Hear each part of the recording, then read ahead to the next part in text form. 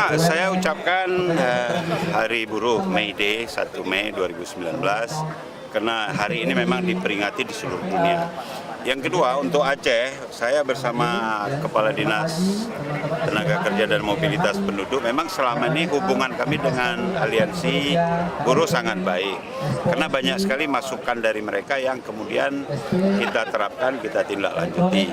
Dan ini masukan terakhir, ada fakta memang yang kita tidak bisa pungkiri di Aceh tentang fenomena megang. Nah, yang pertama tentang katakanlah insentif megang. Kalau selama ini setahu saya di PNS sudah ya. Nah, kenapa kita tidak samakan aja? Nanti kita coba rancang pergubnya sebagai turunan dari kanun, karena kanunnya sudah ada Pak Sekda ya.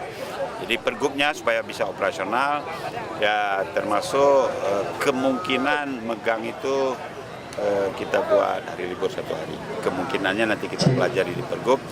Dan proses pergub ini akan mengajak aliansi buruh juga untuk FGD, Focus Group Discussion, dan pihak-pihak lain termasuk perguruan tinggi. Dan yang paling penting, masukan lain tadi, bahwa tenaga pengawas di Dinas Tenaga Kerja itu sangat kurang. Dan itu masukannya sangat baik sekali, saya pikir. Kalau ada tenaga kontrak di instansi lain, kita geser ke Dinas Tenaga Kerja untuk menambah tenaga pengawas. Berjalan sukses.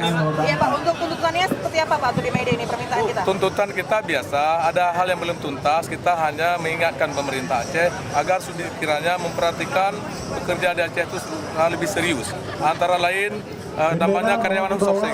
Ini mudah-mudahan ini tidak terjadi di Aceh.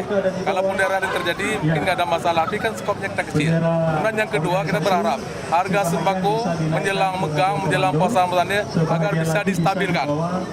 Menyatakan dan menyampaikan selamat tentu untuk Aceh yang lebih baik, Aceh yang sejahtera. Kemauan di sini.